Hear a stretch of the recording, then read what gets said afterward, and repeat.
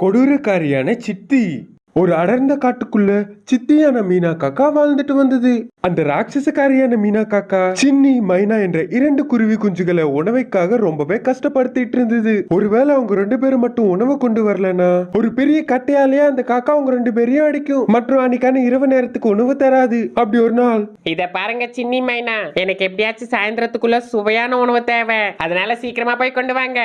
காக்காவோட பேச்சு கேட்ட அந்த இரண்டு குருவி குஞ்சுகள் ரொம்பவே சோகத்தோட, நீங்க தானே எங்களுடைய அம்மா, அதனால நீங்க தான் உணவு தரணும் எங்களுக்கு. அது மட்டும் இல்லாம நாங்க ரொம்பவே சின்ன பசங்க, நீங்க தான் பெரியவங்க, அதனால நீங்க தான் எங்களுக்கு உணவு கொண்டு வந்து தரணும்.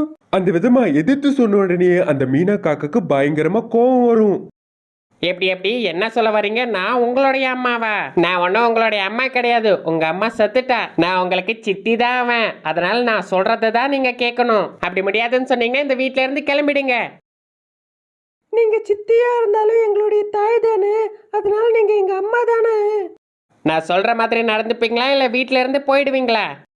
கண்டிப்பா உங்க பேச்சு கேக்குறோம்மா, நான் உங்களுக்காக உணவை கொண்டு வரோம். அது மட்டும் இல்லாம இந்த வீட்லயே நாங்க இருப்போம், அப்பதான் எங்களுக்கு அம்மா அப்பா இருக்காங்கன்னு ஒரு தைரியம் இருக்கும். முதல்ல நீங்க இந்த வீட்ல இருக்கணும்னா எனக்கு சுவையான உணவை போய் கொண்டு வாங்க சீக்கிரமா, புரிஞ்சுதா? அப்படி சத்தமா சொன்ன உடனே அந்த குருவி குஞ்சுகள் எதுவும் பேசாம அங்கிருந்து பறந்து போயிடுவாங்க. மற்றும் உணவை தேட அந்த காட்டு முழுக்க சுத்தி சுத்தி ரொம்பவே சோர்வடைஞ்சு ஒரு மரத்து மேல உட்காருவாங்க. அக்கா, எனக்கு ரொம்பவே தாகமா இருக்கு. அது மட்டும் இல்ல, எனக்கு பயங்கரமாவும் பசிக்குது. தங்கச்சியோட பேச்சு கேட்டு உள்ளுக்குள்ள ரொம்பவே கஷ்டப்பட்டுக்கிட்டு அவளுக்கு தைரியத்தை கொடுக்கற மாதிரி, தங்கச்சி நீ இங்கே பத்திரமா இரு, நான் ஏதாச்சும் சாப்பிட்றதுக்கு கிடைக்குதான்னு சுத்தி பார்த்துட்டு வந்துடுறேன்.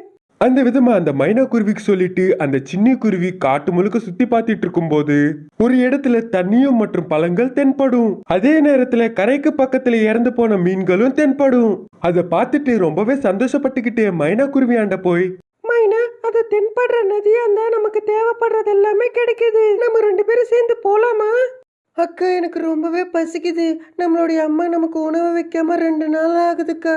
அப்படி அவங்க ரெண்டு பேரும் பேசிக்கிட்டு ஓடுற நதியாண்ட போய் அங்க தண்ணியை குடிச்சிட்டு பழங்களையும் சாப்பிட்டு மற்றும் கரையாண்டு இருக்கிற செத்து போன மீன்களை எடுத்துக்கிட்டு வீட்டுக்கு கிளம்பி போயிட்டு இருந்தாங்க. அப்படி வந்து அவங்க ரெண்டு பேரையும் பார்த்த அந்த காக்கா கோபத்தோட, இவ்வளவு நேரம் எங்க போய் தொலைஞ்சிங்க? கிடைக்கிறது நல்லா சாப்பிட்டு சந்தோஷமா காடை சுத்திட்டு வர்றீங்களா? உங்களுக்கு வர வர சுத்தமே பயமே இல்லாம போகுது. அப்படி சொல்லிக்கிட்டு அவங்கள அடிக்க போகும்போது அவங்க கையில இருக்கிற மீன்களை பார்த்த உடனே அந்த காக்கா ரொம்பவே சந்தோஷப்பட்டுக்கிட்டு, அடடா என் தங்க பசங்களா, எனக்காக மீன்களை கொண்டு வந்திருக்கீங்களா? நான் மீன்களை சாப்பிட்டு ரொம்ப நாள் ஆகுது தெரியுமா? அப்படி சொல்லிக்கிட்டு குருவிகளாண்ட புடுங்கிக்கிட்டு அந்த மீன்களை சாப்பிட்டுட்டு இருக்கும். அந்த விதமா அன்னைக்கான இரவு ஆரம்பிச்சிடும். அந்த காக்கா பெட் மேல மற்றும் அந்த இரண்டு குருவிகள் பாய் மேல தூங்கிட்டு இருப்பாங்க. கொஞ்ச நேரம் கழிச்சு சூரியன் விடிஞ்ச உடனே அந்த காகம் ஏஞ்சிக்கிட்டு ஒன்னும் தூங்கிட்டு இருக்கிற அந்த குருவிகளாண்ட போய் பயங்கர சத்தத்தோட கத்தி கூப்பிட்டுக்கிட்டே மற்றும் கால்களால எட்டி உதைச்சுக்கிட்டே, சீக்கிரம் ஏஞ்சிருங்க, இப்படி தூங்கிட்டு இருந்தா யார் உணவை கொண்டு வருவாங்க? விடிஞ்சிருச்சு, போய் எனக்கான உணவை கொண்டு வாங்க போங்க. அந்த சத்தத்தை கேட்டு அந்த குருவி குஞ்சுகள் பயத்திலே எஞ்சிப்பாங்க. அப்ப அந்த காக்கா தனக்குள்ள தானாகவே யோசிச்சுக்கிட்டு, இந்த இரண்டு குருவிகளும் நேத்து நைட்டு எனக்கு மீன்களை உணவா கொடுத்தாங்க. ஆனா அந்த மீன்களை நான் சாப்பிட்டுட்டு இருக்கும் போது இவங்க ரெண்டு பேரும் எங்களுக்கு கொஞ்சம் கொடுங்கன்னு கேட்கவே இல்லை. அப்படின்னா இவங்க சாப்பிட்டுட்டு மிச்சமுள்ளதை என் மூஞ்சிக்கு கொண்டு வந்து கொடுத்துருக்காங்க. அதனால நானும் இவங்க கூட போய் சேர்ந்து அங்க நிம்மதியா மீன்களை சாப்பிடுவேன். அந்த விதமா நினைச்சு அந்த காக்கா மற்றும் இரண்டு குருவி குஞ்சுகளும் சேர்ந்து அந்த காட்டுக்குள்ள உணவை தேடி பறந்து போயிட்டு இருப்பாங்க. நான் இங்கேயே உட்காந்துருக்கேன், நீங்க போய் உணவை தேடிட்டு அங்க சாப்பிடாம அப்படியே இங்க கொண்டு வந்து எனக்கு கொடுங்க, சேர்ந்து சாப்பிடலாம். அப்படி சொன்ன உடனே அந்த இரண்டு குருவி குஞ்சுகளும் நேத்து உணவு கிடைச்ச இடத்துக்கே திரும்பி பறந்து போவாங்க. அங்க இருந்த மீன்களை சாப்பிட நினைக்கும் போது பின்னாடியில இருந்து காக்கா வந்து அங்க இருக்கிற மீன்களை டக்கு டக்குன்னு சாப்பிட்டு முடிச்சிரும். நீங்க ரொம்ப புத்திசாலின்னு நினைக்கிறீங்களா? உங்க ரெண்டு பேரோட வயிற்ற நிரப்பிக்கிட்டு மிச்சம் உள்ளதை என்கிட்ட கொண்டு வரீங்களா?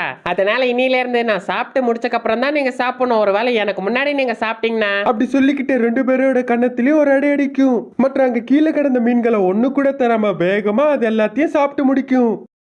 அந்த விதமா ரொம்ப நாளாக அந்த இரண்டு குருவிகளும் சரியா உணவு சாப்பிடாம மயங்கன நிலையில இருப்பாங்க. ஒரு நாள் அவங்களுடைய தோழனான கழுகு மீனா காக்காவோட வீட்டுக்கு வந்திருந்தது. பாப்பா, ரொம்ப நாள் கழிச்சு உன்னுடைய தோழியை இப்பதான் ஞாபகம் வந்திருக்கோ? உன்னுடைய புருஷன் மற்றும் அவருடைய முதல் பொண்டாட்டி இறந்தப்போ வந்தேன். திரும்பி ரொம்ப வருஷம் கழிச்சு இப்பதான் வந்திருக்கேன். எதுக்கோ உன்னை பார்க்கணும்னு தோணுச்சு, அதனால்தான் புறப்பட்டு வந்துட்டேன். அந்த விதமா அவங்க ரெண்டு பேரும் பேசிக்கிட்டே ரொம்ப நேரம் கழிப்பாங்க. நீ சமையல் ரொம்ப அருமையா பண்ணுவல, அதனால எனக்காக இன்னைக்கு சமைக்கிறியா மீனா? கண்டிப்பா சமைச்சு தருவேன். நான் கஷ்டத்துல இருக்கும்போது எனக்கு எவ்வளோ உதவி பண்ணிருக்கேன். அப்படிப்பட்ட உனக்கு ஒரு நாள் சமைச்சு உனக்காக பரிமாற மாட்டேனா? நீ நிம்மதியா உட்கார், நான் போய் சமைச்சிட்டு வரேன். அப்படி சொல்லிட்டு அந்த காக்கா சமையல் அறைக்குள்ள போய் பார்த்தா மல்லிகை சாமான் எல்லாம் தீர்ந்து போயிருக்கும். ஐயையோ, வீட்ல இருக்கிற எல்லா மளிகை பொருளும் காலி ஆயிடுச்சு போல. அந்த சின்ன குருவியாண்ட சொல்லி கொண்டு வர சொல்றேன். அப்போ உடனடியாக வீட்டுல ஒரு மூலையில தூங்கிட்டு இருக்கிற அந்த குருவிகளாண்ட போய் வீட்டுக்கு தேவைப்படுற உணவு கொண்டு வராம நிம்மதியா தூங்கிட்டு இருக்காங்க. அப்படி கோவத்தோட காலாலேயே எட்டி உதைக்கும். ஆனா மயக்கமடைஞ்ச அந்த குருவிகள் ஏஞ்சிக்காதனால ரொம்பவே கோவத்தோட, ஒருவேளை 2 பேருக்கும் நான் திரும்பி அதிகமா வேலை சொல்லுவேன்னு நினைச்சு இந்த விதமா தூங்குற மாதிரி நடிக்கிறீங்களே, இனி உங்களுடைய ஆட்டம் செல்லாது. உங்களையே உணவா சமைச்சு என்னுடைய தோழனான கழுகுக்கு உணவா பரிமாறுறேன்.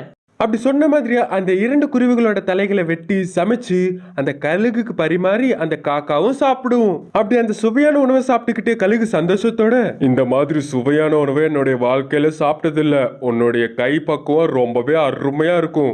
அப்படி வயிறார சாப்பிட்டுக்கிட்டு அவங்க 2 பேரும் பேசிட்டு இருப்பாங்க. ஒரு அடர்ந்த காட்டு பகுதியில ஒரு மரத்து மேல ஒரு வீட்டை கட்டி ஸ்வப்னா என்ற காக்கா வாழ்ந்துட்டு வந்தது. அந்த காக்கா ரொம்பவே அறிவாளின்னு தனக்கு தானே நினைச்சிட்டு இருந்தது. உணவை தேடி அந்த காட்டு முழுக்க சுத்திட்டு வந்தது. எங்கேயோ ஒரு இடத்துல தனக்கான உணவு கிடைச்ச உடனேயே அந்த காக்கா அந்த உணவை எடுத்துக்கிட்டு தன்னுடைய வீட்டுக்கு திரும்பி போய் தன்னுடைய பழைய ரேடியோல பாட்டை ஆன் பண்ணி அந்த பாட்டை கேட்டுக்கிட்டே அந்த உணவை சாப்பிட்டு ரொம்ப சந்தோஷமா வாழ்ந்துட்டு வந்தது தன்னுடைய வாழ்க்கைய. ஒரு நாள் அந்த காக்கா, ஆஹா, இன்னைக்கு கிடைச்ச உணவு ரொம்ப அற்புதமா இருந்தது. அட, இந்த சுவையுள்ள உணவு என்ன மாதிரி ஒரு புத்திசாலி காக்காக்கு தவிர வேற யாருக்கு கிடைக்கும்? அப்படி நினைச்சுக்கிட்டு கொண்டு வந்த உணவை சாப்பிட்டுட்டு இருந்தது. அதே நேரத்துல ரொம்பவே பசியோட இருந்த கீர்த்தி என்ற குருவி ஸ்வப்னா காக்காவோட வீட்டுக்குள்ள வரும். அப்போதான் அந்த காக்காவும் சாப்பிட்டுட்டு இருக்கும். அட, என்னடி குருவி, எனக்கு இல்லாத மாதிரி இன்னைக்கு என்னுடைய வீட்டுக்கு வந்திருக்கே நீ? எனக்கு ரொம்பவே பசிக்குதுடி. இன்னைக்கான உணவு எனக்கு எங்கேயுமே கிடைக்கல. அதனால உன்கிட்ட சாப்பிட்றதுக்கு ஏதாச்சும் இருந்தா எனக்கு கூட, நான் திருப்பி கொடுத்துட்றேன். அட, இந்த காட்டுக்குள்ள உணவு கிடைக்கணும்னா அதிர்ஷ்டத்தோட சேர்த்து கொஞ்சம் புத்திசாலித்தனமும் இருக்கணும்டி குருவி. நான் ரொம்பவே புத்திசாலியான ஆளு, அது மட்டும் இல்லாமல் ரொம்பவே அதிர்ஷ்டக்காரி.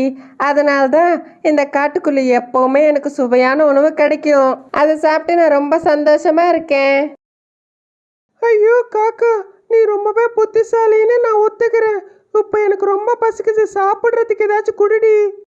ஒத்துக்காம எப்படிதான் இருப்ப நீ?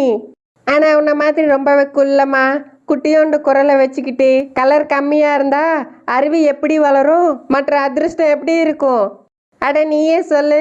அதுவே என்ன மாதிரி கட்ட குரலை வச்சுக்கிட்டு அதிக எடை கொண்டு ஜிமி ஜிமிக்கிற கலர்ல இருந்தா அதிர்ஷ்டமும் இருக்கும் மற்றும் புத்திசாலித்தனமும் வளரும். அட, இப்ப இதெல்லாம் எதுக்குடி? எனக்கு ரொம்பவே பசிக்குது.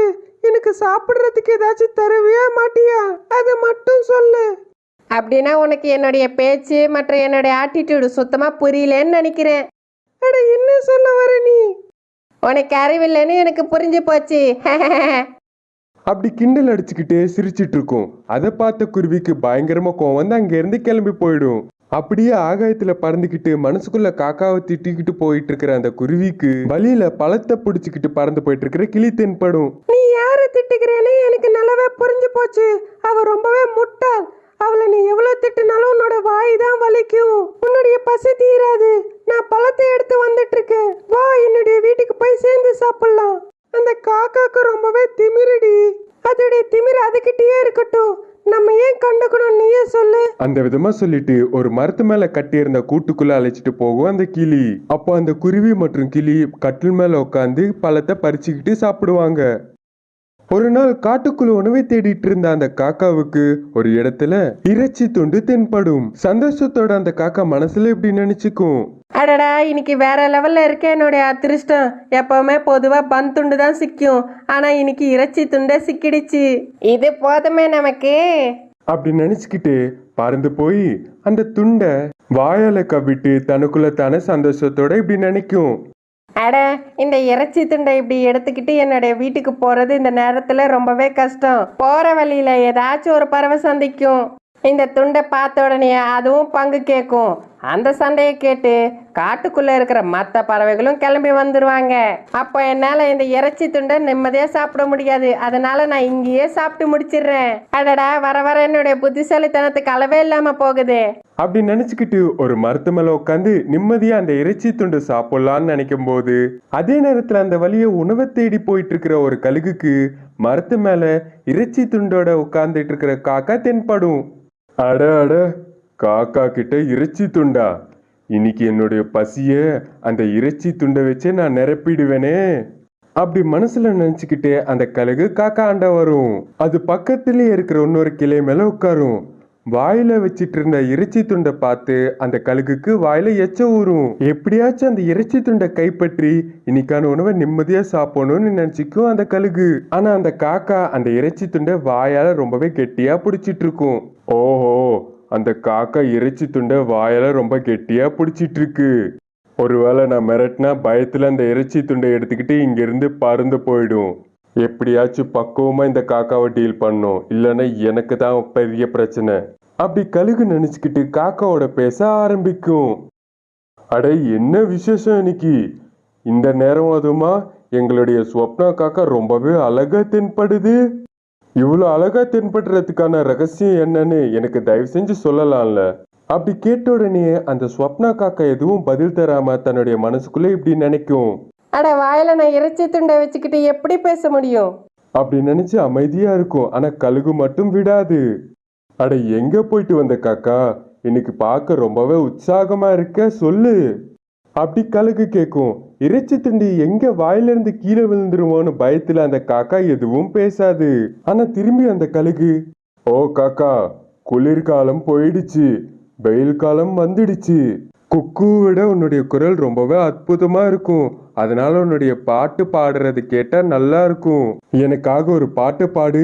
அப்படி கழுகு கேட்ட உடனே அந்த கழுகோட புகழ்ந்து பேசின பேச்சுக்கு மயங்கின காக்கா ஒருவேளை பாடாம இருந்தா அந்த கழுகு ரொம்பவே வருத்தப்படும்னு நினைச்சு சரி போனா போகுதுன்னு தன்னுடைய வாயை திறந்து பாட ஆரம்பிக்கும் போது அதோட காக்கா வாயில இருந்த அந்த இறைச்சி துண்டு மெதுவா கீழே விழுந்துட்டு இருக்கும் போது அதான் சரியான சாக்குக்கான நேரம் சொல்லி அங்கிருந்து பறந்து போய் அந்த இறைச்சி துண்டை வாயில பிடிச்சுக்கிட்டு அங்கிருந்து கிளம்பி போயிடும் அந்த கழுகு.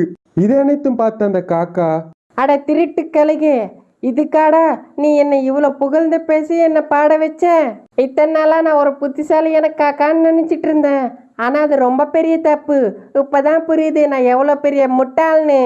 இதெல்லாம் பார்த்த பின்பு எனக்கு ஒன்று புரிஞ்சு போச்சு. புகழ்ந்து பேசுற பேச்செல்லாம் அவங்களுடைய சுயநலத்துக்காக தானே தெரிஞ்சிடுச்சு. இனி நான் ரொம்ப பத்திரமா இருக்கணும். அப்படி நினைச்சுக்கிட்டு காக்கா அங்கிருந்து வருத்தத்தோட கிளம்பி போயிடும். இதுதான் இன்னைக்கான கதை, காக்காவோட முட்டாள்தனம். இந்த கதை உங்களுக்கு பிடிச்சிருந்தா தயவு செஞ்சு இதை உங்களுடைய நண்பர்களுக்கு ஷேர் பண்ணுங்க. வீடியோவை லைக் பண்ணுங்க. திரும்ப இன்னொரு கதையில சந்திக்கலாம். நன்றி.